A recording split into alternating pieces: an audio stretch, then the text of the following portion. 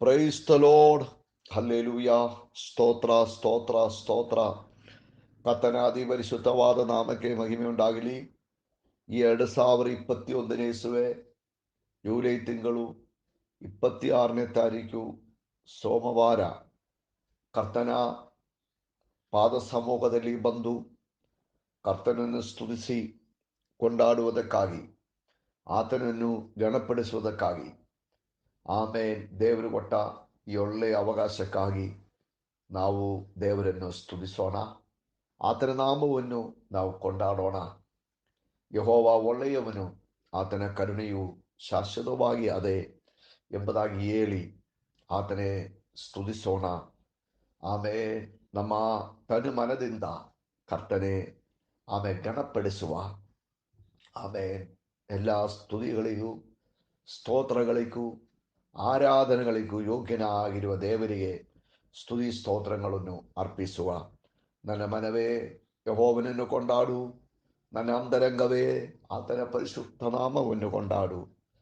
ನನ್ನ ಮನವೇ ಯೆಹೋವನನ್ನು ಕೊಂಡಾಡು, ಆತನು ಮಾಡಿರುವ ಉಪಕಾರಗಳಲ್ಲಿ ಒಂದೊಂದು ಮರೆತು ಬಿಡಬೇಡ. ನಮ್ಮ ಕರೆಗಳನ್ನು ಎತ್ತಿ ದೇವರಿಗೆ ಸ್ತೋತ್ರ ಸ್ತೋತ್ರ ಸ್ತೋತ್ರ ಹೇಳೋಣ. ನಮ್ಮ ಬಾಯಿಗಳನ್ನು ತೆರೆದು ಹಲ್ಲೆಲೂಯ ಹಲ್ಲೆಲೂಯ ಹಲ್ಲೆಲೂಯ ಹೇಳೋಣ. ದೇವರೇ ನಾವು ಮಹಿಮೆಪಡಿಸುವ. 146ನೇ ಕೀರ್ತನದಲ್ಲಿ ಈ ಪ್ರಕಾರವೇ ಬರೆದಿದ್ದಾರೆ: ಕರ್ತನನ್ನು ಸ್ತುತಿಸಿರಿ, ನನ್ನ ಪ್ರಾಣವೇ ಕರ್ತನನ್ನು ಸ್ತುತಿಸು. ಆಮೇಲೆ ಪ್ರಭುಗಳಲ್ಲಿ ಭರವಸೆ ಇಡಬೇಡ್ರಿ. ಆಮೇಲೆ ಮನುಷ್ಯ ಕುಮಾರ ಆಮೇನ್ ಮಾನವರನ್ನು ನಂಬಬೇಡ್ರಿ, ಅವನು ಸಹಾಯ ಮಾಡ ಶಕ್ತನಲ್ಲ. ಆಮೇನ್ ಯಾಕೋಬನ ದೇವರನ್ನು ತನ್ನ ಸಹಾಯವನ್ನಾಗಿ ಮಾಡಿಕೊಂಡವನು ಧನ್ಯನು.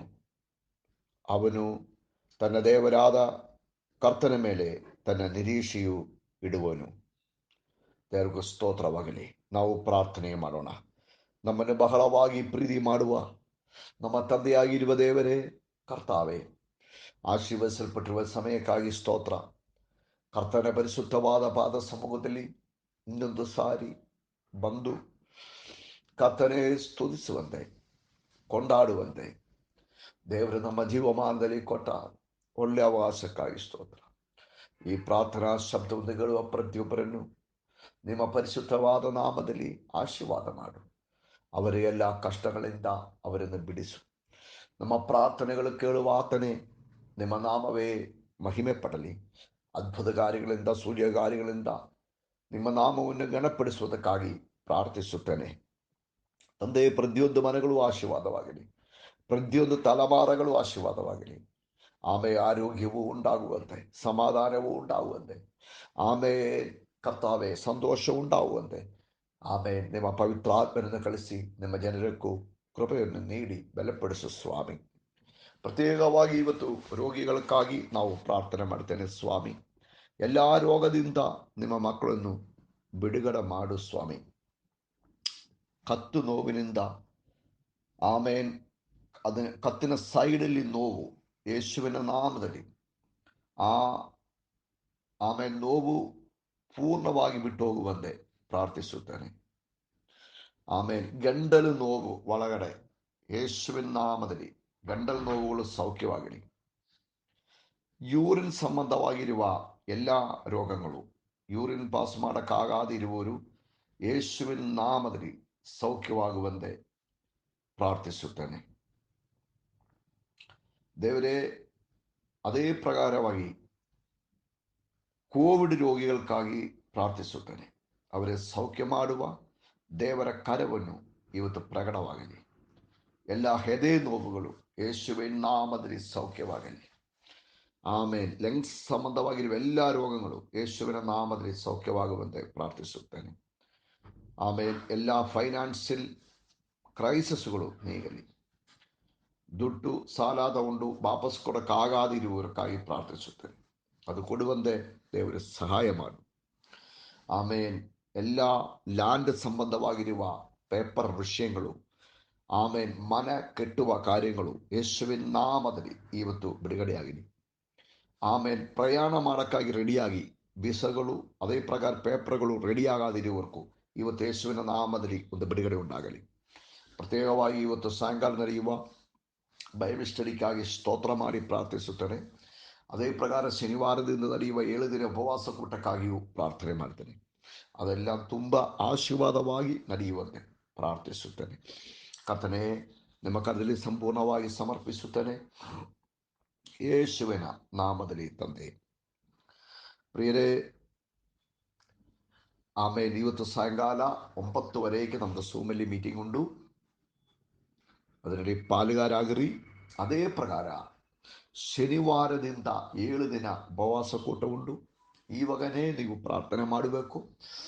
ಆಮೇಲೆ 7 ದಿನವೂ ಅದರಲ್ಲಿ ಪಾಲುಗಾರವು ಆಗಕ್ಕಾಗಿ ನೀವು ರೆಡಿಯಾಗಬೇಕು. ಕರ್ತರು ನಿಮ್ಮನ್ನು ಬಹಳವಾಗಿ ಆಶೀರ್ವಾದ ಮಾಡಲಿ. ನಾವು ಆಮೇಲೆ ದೇವರ ವಾಕ್ಯಕ್ಕೆ ಬರೋಣ. ಹಬಕ್ಕೂಕ 2:2. ಆಗ ಕರ್ತರು ನನಗೆ ಉತ್ತರ ಕೊಟ್ಟು ಕೇಳಿದೇನೆಂದರೆ, ದರ್ಶನವನ್ನು ಬರೆ,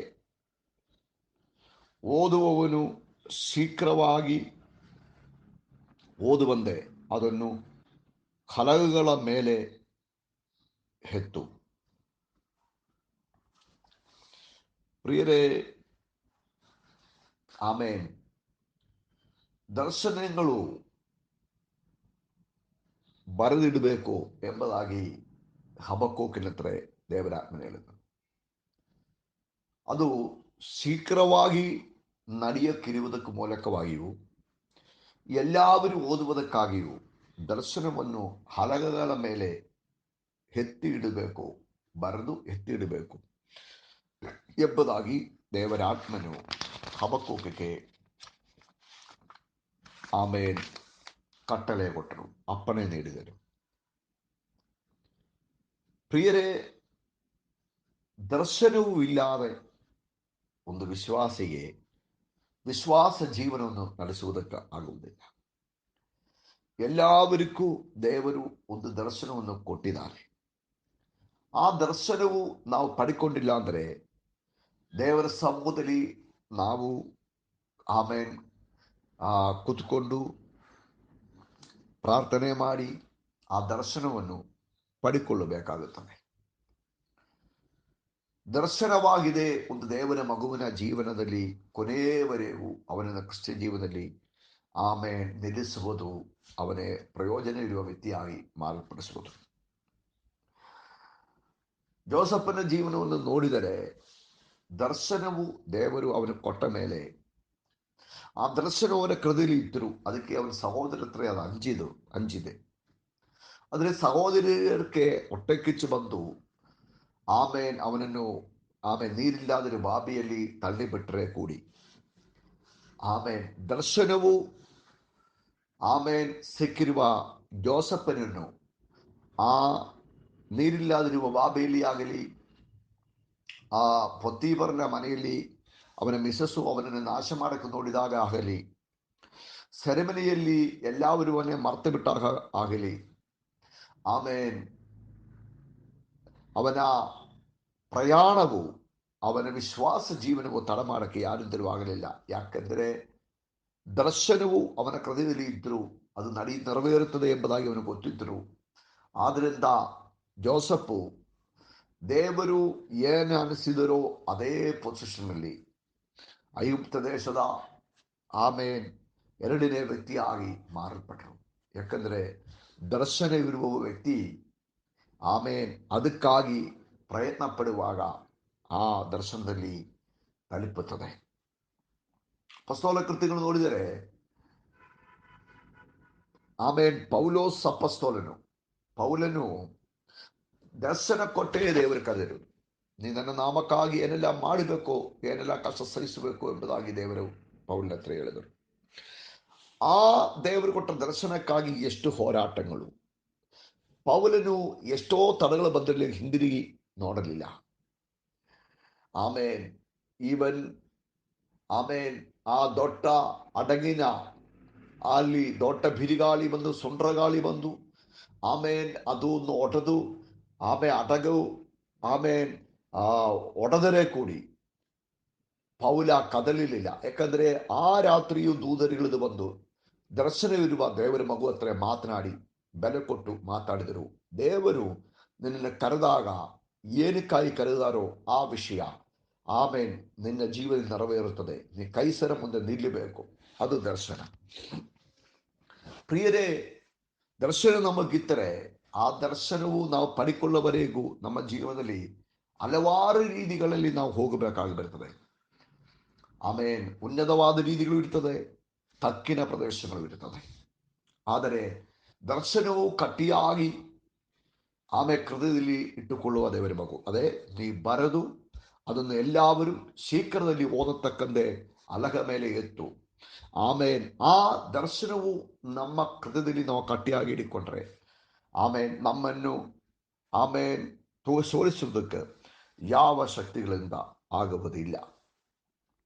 ಸ್ತೋತ್ರ. ಆದ್ದರಿಂದ ಪ್ರಿಯರೇ, ದೇವರಿಂದ ಪಡಿಕೊಳ್ಳುವ ದರ್ಶನಗಳಕ್ಕಾಗಿ ನಾವು ಏನ್ ಮಾಡಬೇಕು? ನಾವು ಅದಕ್ಕಾಗಿ ತವಕಪಡಬೇಕು, ಸಮರ್ಪಿಸಬೇಕು, ಅದನ್ನಲ್ಲಿ ನಂಬಬೇಕು. ಎಂದಿಗೂ ಅದು ಬಿಟ್ಟು ಬಿಡಬಾರದು. ಅದಕ್ಕಾಗಿಯೇ ನಾವು ಶ್ರಮ ಪಡಬೇಕು. ಹಾಗೆ ದರ್ಶನವು ನಾವು ಪಡಿಕೊಳ್ಳಬೇಕು. ಪೇತ್ರನ ಜೀವನದಲ್ಲಿ ದೇವರು ಆಕಾಶವನ್ನು ತೆರೆದು ದರ್ಶನ ಕೊಟ್ಟರು. ಆ ದರ್ಶನವೇ ಜನಾಂಗಗಳಲ್ಲಿ ಸ್ವಾರ್ಥ ಸಾರುವುದಕ್ಕಾಗಿ ಅವ್ರಿಗೆ ಬೆಲೆ ಕೊಟ್ಟಿದ್ದು.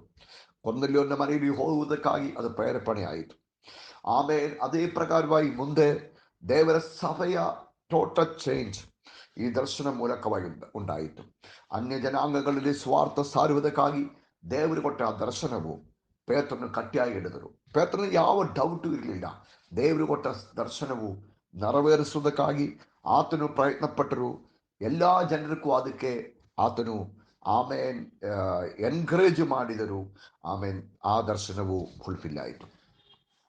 ದೇವರ ಮಕ್ಕಳೇ, ಈ ದಿನವೂ ದೇವರಾತ್ಮನ ಈ ವಿಷಯ ಮಾತನಾಡುವಾಗ ನಿಮಗೂ ಕೊಟ್ಟಿರುವ ದರ್ಶನ ಯಾವುದು?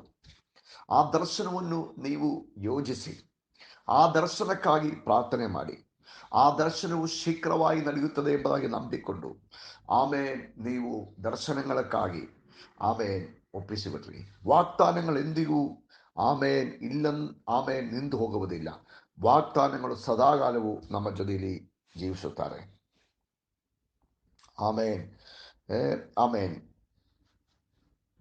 ಒಂದು ಟ್ರೈನು ಟ್ರಿವಾಂಡ್ರದಿಂದ ಕೊಚ್ಚಿನಿಗೆ ಹೋಗುವಾಗ ಅದನ್ನ ಮೇಲೆ ಒಂದು ಬೋರ್ಡರ್ ಹಾಕಿರ್ತಾರೆ, ಇದು ಟ್ರಿವಾಂಡ್ರಂ ಕೊಚ್ಚಿ ಎಕ್ಸ್ಪ್ರೆಸ್. ಈ ಟ್ರೈನು ಕೊಲ್ಲಮಲ್ಲಿ ಕೊಟ್ಟಾರಕರೆಯಲ್ಲಿ ನಿಲ್ಲುವುದಕ್ಕಾಗಿ ಅಲ್ಲ, ಅದು ಕೊಚ್ಚಿಯಲ್ಲಿ ಹೋಗಿ ರೀಚ್ ಆಗಬೇಕು. ಅದೇ ಪ್ರಕಾರ ನಾವು ನಂಬಿಕೆ ಜೀವನವನ್ನು ಸ್ಟಾರ್ಟ್ ಮಾಡಿದಾಗನೇ ನಮ್ಮ ಜೀವನಕ್ಕೆ ಒಂದು ಗುರಿ ದೇವರಿಟ್ಟಿದ್ದಾರೆ. ಪೌಲ್ ಹೇಳುವ ಪ್ರಕಾರ, ನಾನು ಹೆದೆ ಬುಕ್ಕಿದವನಾಗಿ ಹಿಂದೆ ಇರುವುದೆಲ್ಲ ಮರೆತು ಮುಂದೆ ಇರುವ ಆ ಗುರಿಗೆ ನಾನು ಓಡುತ್ತಾನೆ ಇದ್ದಾರೆ. ಮುಂದೆ ಒಂದು ಗುರಿ ಇದೆ. ದರ್ಶನ ಇರುವ ಎಲ್ಲ ದೇವರ ಮಗುವಿನ ಒಂದು ರೀಚಿಂಗ್ ಪಾಯಿಂಟ್ ಇದೆ. ಆ ರೀಚಿಂಗ್ ಪಾಯಿಂಟ್ ನೋಡಿ ಅವರು ಓಡ್ತಾ ಇರುವುದು. ಆದ್ದರಿಂದ ಈ ದಿನಗಳಲ್ಲಿ ನಾವು ದಾರಿಯಲ್ಲಿ ನಿಂತು ಹೋಗಬೇಕಾಗಿರುವರಲ್ಲ, ಸೋತು ಹೋಗುವಕ್ಕಾಗಿರುವುದಲ್ಲ, ಹಿಂದಿರುಗಿ ಓಡುವಕ್ಕಾಗಿರುವರಲ್ಲ. ನಾವು ಹೆದಬೊಕ್ಕಿದವರಾಗಿ ಮುಂದೆ ಮುಂದೆ ಓಡಿ ಮುಂದೆ ಓಡಿ ನಮ್ಮ ದರ್ಶನವನ್ನು ಫುಲ್ಫಿಲ್ ಮಾಡಕ್ಕಾಗಿ ನಾವು ದೇವರುಗಳಿಗೆ ಒಪ್ಪಿಸಿಕೊಂಡು ಓಡಬೇಕು.